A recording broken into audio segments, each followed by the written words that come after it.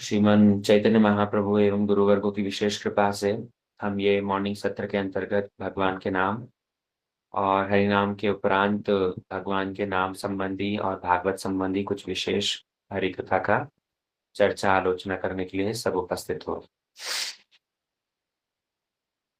हम विगत 2 दिनों से तो भक्त भागवत की महिमा श्रवण कर रहे थे। इस प्रकार भगवान की महिमा से ज्यादा भक्तों की महिमा है। भगवान महिमावान है। भगवान स्तुति उत्तम श्लोक जिनको शास्त्रों में कहा गया, तो भगवान की स्तुति तो सारे शास्त्र सारे भक्त करते ही हैं। लेकिन जिन भक्तों से भगवान का वैभव है, वो भक्त भी कम कीर्तनीय नहीं है। उनकी भी कीर्ति, उनकी भी महिमा सर्वत्र है। इसलिए ग्रंथ भागवत और भक्त भागवत दोनों की ही महिमा है। हमने विगत 2 दिनों से ऐसे दो भक्त भागवत की महिमा को श्रवण किया था। उससे पूर्व हम लोग भगवान के नाम की ही चर्चा कर रहे थे। तो नाम कितना महिमावान है। हम लोग जो सवेरे सवेरे उठ करके भगवान नाम के लिए समय निवेशित कर रहे हैं, अपने साधन भजन के लिए हम इतनी सिंसियरिटी जो दिखा रहे हैं, तो ये भगवान नाम हमारे लिए कितना कल्याणकारी है, ये नाम कितना महिमावान है। एक श्लोक के माध्यम से हम लोग श्रवण कर रहे थे कि ये नाम कोई साधारण नहीं है। ये नाम चिंतामणि है। श्रीमन चैतन्य महाप्रभु इसलिए कहते हैं भक्तों को कि प्रभु बोले कहिलाम एही महामंत्र, यहाँ सबे गिया सब करिया निर्बंध। यहाँ जपे गिया सब करिया निर्बंध। यहाँ होइते सर्व सिद्धि हईवे सवार, सर्वक्षण बोलो इति विधि नाही आप। तो चैतन्य महाप्रभु ने कहा कि मैंने तुम्हें क्या दिया, भगवान ने हमें क्या प्रदान किया। चैतन्य महाप्रभु क्या लेकर के आए। चैतन्य महाप्रभु लेकर के आए ये ही गोलोक का प्रेम धन। गोलोक के प्रेम धन हरिनाम संकीर्तन। तो श्रीमद चैतन्य महाप्रभु यही हरे कृष्ण महामंत्र, यही गोलोक का जो प्रेम है, ये नाम संकीर्तन है, इसको हमारे लिए लेकर के आए। और इसको ला करके उन्होंने सर्वत्र वितरण किया। और वितरण करने के साथ साथ क्या कह दिया, यहाँ जपे किया सब करिया निर्बंध। गुरु महाराज कहते हैं निर्बंध अर्थात एक निर्दिष्ट संख्या प्रत्येक दिन हमें जप करनी ही करनी होगी। महाप्रभु का स्वयं आदेश है। भगवान के आदेश की अवहेलना करोगे। महाप्रभु कहते हैं निर्बंध अर्थात संख्या पूर्वक एक निर्दिष्ट संख्या प्रत्येक दिन जप करना ही होगा। नाम जप में ढिलाई करने से बात नहीं बनेगी। कभी जमा तो किया, कभी नहीं जमा तो नहीं किया। हाँ, आज कुछ संख्या हो गई पूरी, आज कुछ नहीं हो तो भी चलो कोई नहीं। नहीं, निर्बंध। अगर कोई महाप्रभु के आदेश का पालन करता है, अगर कोई गुरुदेव के आदेश का पालन करता है, निर्बंध संख्या पूर्वक भगवान नाम जप करता है, तो उससे क्या होगा। चैतन्य महाप्रभु अगली लाइन में कहते हैं, यहाँ होइते सर्व सिद्धि होई विस्तार। भगवान के नामाश्रय ग्रहण करने से ही, संख्या पूर्वक नाम जाप करने से ही सर्व सिद्धि प्राप्त होगी। सर्व सिद्धि मतलब सर्व सिद्धि, सर्व सिद्धि का अर्थ है सर्वोत्कृष्ट वस्तु कृष्ण प्रेम पर्यंत उसको प्राप्त हो सकता है। सर्व सिद्धि में सब कुछ आ गया, सब कुछ जो आप कल्पना कर सकते हो। इसलिए हम लोग सुन रहे थे भगवान का नाम चिंतामणि है। चिंतामणि अर्थात उस भगवान नाम से जो हम मांगेंगे वो हमें प्रदान कर देगा। भगवान नाम से जो हम मांगेंगे, जैसी हमारी इच्छा हो, जागतिक, ऐहिक, पारलौकिक, पारमार्थिक, जैसी इच्छा हो, ये सब का सब भगवान नाम हमें प्रदान कर देगा। इसलिए सर्व सिद्धि का अर्थ है कृष्ण प्रेम भी हमें प्राप्त हो जाएगा इसी भगवान नाम के द्वारा। महाप्रभु ने इसीलिए कहा कि निर्बंध संख्या पूर्वक इसे जाप करना ही पड़ेगा। तो हम लोग सुन रहे थे किस प्रकार भगवान नाम चिंतामणि के समान है। कृष्ण अर्थात कृष्ण से अभिन्न है। नाम और नामी में कोई भेद नहीं है। तीसरा जो भगवान नाम की महिमा बताई थी वो हमने सुना था चैतन्य। नाम चिंतामणि कृष्ण चैतन्य। भगवान का नाम कैसा है, चैतन्य है। अर्थात जड़ नाम नहीं है, ये चेतन स्वरूप है। चेतनता के विषय में हमने सुना था, देखो 3 चीजों से चेतनता का पता चलता है।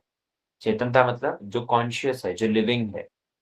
कैसे अब पता चलता है, जो भी वस्तु चेतन होगी उसके अंदर इच्छा, क्रिया और अनुभव, ये 3 चीजें होगी।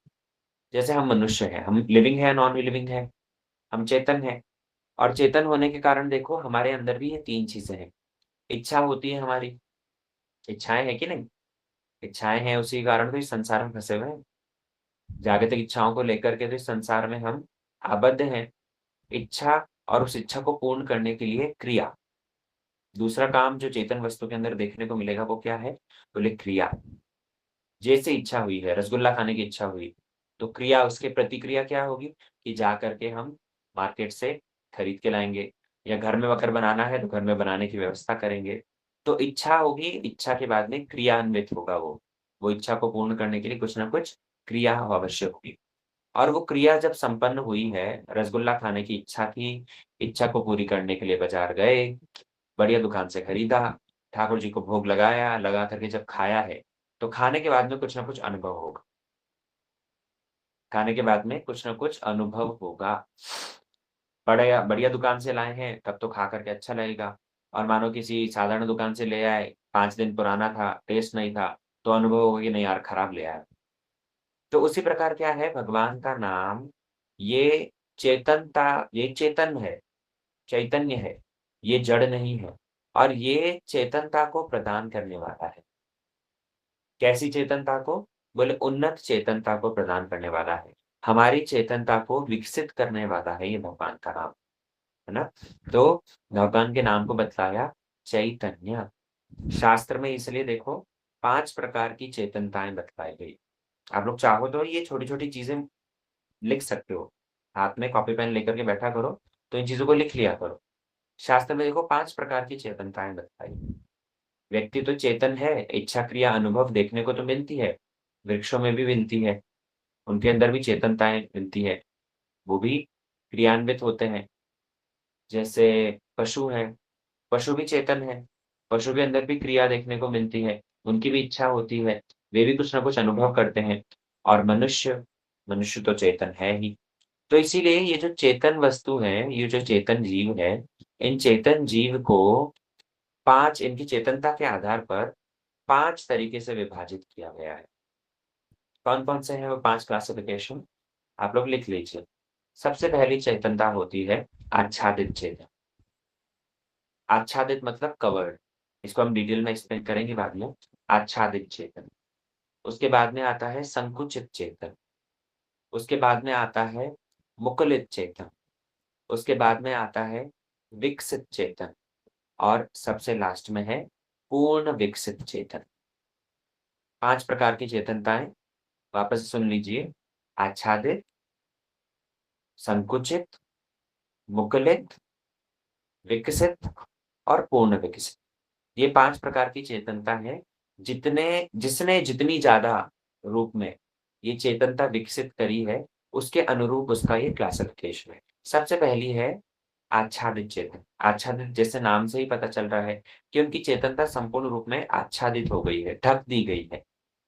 इसके अंदर उदाहरण दिया जा सकता है, जैसे वृक्ष, जैसे स्थावर, जो पहाड़, जड़ वस्तु जड़ नहीं, चेतन ही बतलाएँगे लेकिन तब पर भी जो मूव नहीं कर सकती, वृक्षों को इनके अंदर लिया जा सकता है ना? वृक्ष, लताएँ ये सारे के सारे इसके अंदर आते हैं। क्योंकि इनके अंदर चेतनता तो है, लेकिन तब पर भी इनकी चेतनता कैसी है? आवृत है। दूसरी जो चेतनता है, वो है संकुचित चेतन। संकुचित चेतन इससे थोड़ी-सी एडवांस है, इससे थोड़ी-सी बढ़कर है। वो कौन-सी है? संकुचित चेतनता देखी जाती है पशुओं में।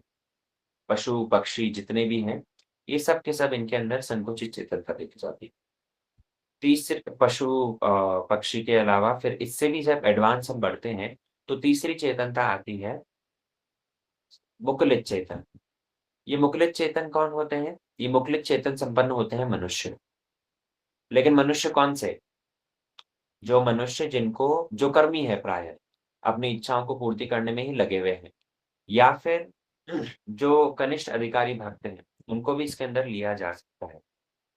और उसके बाद में आता है विकसित चेतन। विकसित चेतन ये थोड़ा-सा ठीक-ठाक है। विकसित चेतन किसको कहा जाएगा? विकसित चेतन संपन्न वो हैं, जिनको अंततः ये ज्ञान हो चुका है कि हाँ, कृष्ण भजन करना ही इस मानव जीवन का उद्देश्य है और वे सब के सब कृष्ण भजन में लगे रहते हैं। इसलिए ऐसे व्यक्तियों को विकसित चेतन संपन्न बताया गया। इसके अंदर जैसे जितने भी मध्यम अधिकारी हैं, उनको लिया जाएगा, जो कि निष्ठावान है। जिन लोग को इस चीज़ की अनुभूति है कि नहीं, मानव जीवन का एक क्षण भी भगवत भजन के बिना नहीं जाना चाहिए। भगवत भजन करने में ही अपना समय व्यतीत करते हैं, तो ऐसे व्यक्तियों को विकसित चेतन कहा गया है। और लास्ट में जो है पूर्ण विकसित चेतन। ये पूर्ण विकसित चेतन संपन्न कौन होते हैं? जो कि कृष्ण भजन की सर्वोत्कृष्ट अवस्था को प्राप्त कर चुके, भाव दशा को जो प्राप्त कर चुके हैं, उन्नत अधिकारी जो है, जिनके लिए कृष्ण सेवा के अलावा और कुछ जीवन में है ही नहीं। ऐसे व्यक्ति पूर्ण विकसित होते हैं। तो ये श्रीमन चैतन्य महाप्रभु कहते हैं भगवान का नाम कैसा है? ये भगवान का नाम हमारी उसी चेतनता को विकसित करने वाला है। इसलिए नाम चिंतामणि कृष्ण चैतन्य, चैतन्य अर्थात ये हमारी चेतनता को विकसित करेगा। अगर फिलहाल हमारी अवस्था कैसी है? हम लोग अभी मुकलित चेतन कहलाए जाएँगे। आप कहोगे नहीं, हम तो कृष्ण भजन करते हैं, हम विकसित चेतन में क्यों नहीं? बोले नहीं, अभी हमारा कृष्ण भजन, अभी हमारा साधन जो है, वो जिस तरह से विकसित चेतन संपन्न व्यक्तियों का होता है वैसा नहीं है। अभी हमारा साधन भी है तो वो शास्त्रों के भय के नरकों से बचने के उद्देश्य से, या फिर अपनी इच्छाओं की पूर्ति के उद्देश्य से कर्म प्रधान हमारा एक साधन है। हमारी भक्ति जो है अभी वो कर्म मिश्रा है। लेकिन धीरे-धीरे क्या होगा, जब हम इसी हरिनाम का आश्रय लिए रखेंगे, भगवान नाम जप करते रहेंगे, तो जब करते क्या होगा, हम विकसित चेतन की ओर अग्रसर होंगे। और विकसित चेतन में प्रतिष्ठित होने के बाद में पूर्ण विकसित की ओर अग्रसर, है ना? तो श्रीमद् चैतन्य महाप्रभु कहते हैं कि नाम चिंतामणि कृष्ण चैतन्य, ये हमारी चेतनता को विकसित करने का एकमात्र उपाय है। 5वाँ शब्द यहाँ पर बताया, रस विग्रह। भगवान का नाम कैसा है? वो रस का मूर्तिमंत स्वरूप है। रस मतलब किस तरह से भगवान के नाम द्वारा रसास्वादन किया जा सकता है? भगवान का नाम इतना रसमय है, इतना उसके अंदर आनंद है, रस मतलब आनंद से संपन्न है। साधारण रूप में ऐसे समझ सकते हो। तो भगवान का नाम वो इतना आनंद से परिपूर्ण है कि जो भी इस नाम का आश्रय लेता है, उसके हृदय में एक अभूतपूर्व आनंद का संचार करने वाला है ये भगवान का नाम। और ये भगवान नाम जप करते-करते ही देखो, भगवत सेवा जब प्राप्त होती है, तो भगवत सेवा भी, कृष्ण सेवा भी मुख्यतः 5 रसों में होती है ना? रस विग्रह अर्थात कृष्ण की जितनी सारी सेवाएँ हैं, उन समस्त सेवा को करने के लिए एक ना एक रस विद्यमान है। कृष्ण रस विग्रह है, तो उस रस रस स्वरूप रस विग्रह को सेवा करने के लिए हर एक भक्त का अपना-अपना भाव है। हर एक भक्त का अपना-अपना एक भाव है। तो उस भाव को प्रदान करने वाला ये कृष्ण नाम है। ये रस विग्रह है। ये उदाहरण के तौर पर समझिए, जैसे एक माँ अपने बेटे को, जैसे माँ यशोदा कृष्ण की सेवा करती है। तो एक माँ जिस प्रकार एक पुत्र की सेवा कर रही है, और एक सखा जिस प्रकार कृष्ण के साथ में, जो कृष्ण के जितने सारे सखा हैं, सुदाम, मधुमंगल, स्तोक कृष्ण, तो ये सारे के सारे सखा जिस प्रकार कृष्ण के साथ में भाव रखते हैं, दोनों समान तो नहीं होंगे। माँ का वात्सल्य भाव होगा कृष्ण के प्रति, माँ यशोदा, उनका कृष्ण के प्रति वात्सल्य भाव है, और सखा लोग, उनका कृष्ण के प्रति सख्य भाव है। जितने सारे गोपियाँ हैं, ब्रज की गोपियाँ हैं, उनका कृष्ण के प्रति माधुर्य संपन्न भाव है। तो ये अलग-अलग रस शास्त्रों में बतलाए गए हैं। तो साधारण रूप में ये समझो कि कृष्ण नाम, ये कृष्ण नाम रस विग्रह है। अर्थात ये कृष्ण नाम का आश्रय लेकर के ही जीव का जो एक निर्दिष्ट भाव है, एक निर्दिष्ट रस है, उस रस को वो प्राप्त कर पाएगा, और रस स्वरूप रसो वै स भगवान की सेवा में निमज्जित हो पाएगा। है ना? इसलिए भगवन नाम, इसकी इतनी सारी महिमा है देखो, हम एक-एक शब्द के ऊपर इतना विस्तरित भाव से श्रवण करने की कोशिश कर रहे हैं, ताकि हम इस नाम की महिमा को समझ करके इसको निष्ठापूर्वक अपने जीवन में जप करना आरंभ करें। केवल मात्र गुरुजी ने कह दिया, तो फ़ॉर्मेलिटी के तौर पर हाँ, कुछ समय हमें भगवन नाम के लिए निकालना है, चलो कर दिया, और जैसे ही नाम हुआ उसके बाद में माला को टाँग दी खूंटी पर। आज का कोटा पूरा। ऐसे भाव कभी भी भगवन नाम के विषय में रखना नहीं चाहिए। नाम जप करते करते हमारी चेतनता को, हमारी जो कॉन्शियसनेस है, हमारे भक्तिवेदांत स्वामी महाराज जी ने इसीलिए इसको कहा कृष्णा कॉन्शियसनेस। जिस समय वो एक समय बैठ करके भगवान नाम कीर्तन कर रहे थे, सुना होगा ना आप लोगों ने, विदेश में जाकर के उन्होंने एक वृक्ष के, न्यूयॉर्क में जाकर के टॉमसिन्स पार्क के यहाँ पर, उसी पार्क में बैठकर एक वृक्ष के नीचे बैठ करके बस कीर्तन करते हैं, हरे कृष्ण महामंत्र का कीर्तन करते हैं। और कीर्तन करते करते ही क्या हुआ, लोग आकृष्ट होकर के आ रहे हैं। तो आकृष्ट होकर के जब आ रहे हैं, उनसे किसी ने पूछा कि आप जो ये कीर्तन कर रहे हो या आप जो ये गा रहे हो, इस गाने के माध्यम से आप किस तरह की भावना, किस तरह की कॉन्शसनेस डेवलप कर रहे हो? है ना? कोई भी हम कार्य करते हैं, तो उसका एक इम्प्रेशन हमारे ऊपर पड़ता है, एक छाप हमारे ऊपर पड़ती है, हम जो भी कार्य करें। तो आप जो ये कीर्तन कर रहे हो, ये जो हरे कृष्णा कर रहे हो, इससे आप किस प्रकार की चेतनता, किस प्रकार की कॉन्शसनेस आप डेवलप करना चाह रहे हो? तो भक्तिवेदांत स्वामी महाराज जी के मुख से अनायास ही निकला कृष्ण कॉन्शसनेस। हम कृष्ण भावनामृत को जागृत करना चाह रहे हैं, कृष्ण कॉन्शसनेस। तो भगवान नाम के माध्यम से क्या होगा, हमारा जीवन ही कृष्ण भावनामृत बन जाएगा। संपूर्ण क्रियाएँ हमारी कृष्ण को लक्ष्य करके ही धीरे-धीरे होने लगेगी। लेकिन उसमें सबसे मुख्य क्या है? भगवान का नाम।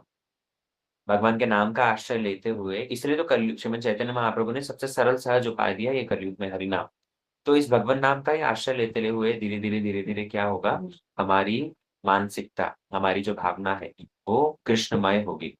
और कृष्णमय होते अल्टीमेटली कृष्ण भजन ही जीवन का सर्वोत्कृष्ट लक्ष्य है, इसको हम समझ पाएँगे और हमारा संपूर्ण जीवन भगवत भजन करते-करते फिर जाएगा, है ना? इसलिए भगवान का नाम इतना कल्याणकारी, इसके लिए सिंसियरिटी दिखाते हुए इसको जप करना होगा। जो लोग क्लास में शुरू से जॉइन कर लेते हैं चैंटिंग सेशन में सवेरे 5 बजे ही, उनको बहुत धन्यवाद के पात्र हैं। लेकिन जो लोग ज़रा लेट जॉइन कर रहे हैं, कुछ लोग तो अभी भी जॉइन कर रहे हैं। अब जब क्लास खत्म होने का समय है, तो उस समय केवल अटेंडेंस देने के लिए आप जॉइन कर रहे हैं। तो ऐसा ना करो भैया, सवेरे सवा 6, साढ़े 6 तक का समय रहता है, जहाँ पर हम थोड़ा-सा भगवन नाम, भगवत कथा श्रवण करते हैं। सवेरे-सवेरे ब्रह्म मुहूर्त में भगवन नाम का जप बड़ा सरल सहज भाव में और बड़ा शांति मन से हो जाता है। इसलिए रोज़ ये चैंटिंग क्लास को जॉइन करो और जॉइन करके अपने परमार्थिक पथ में अग्रसर हो। ठीक है?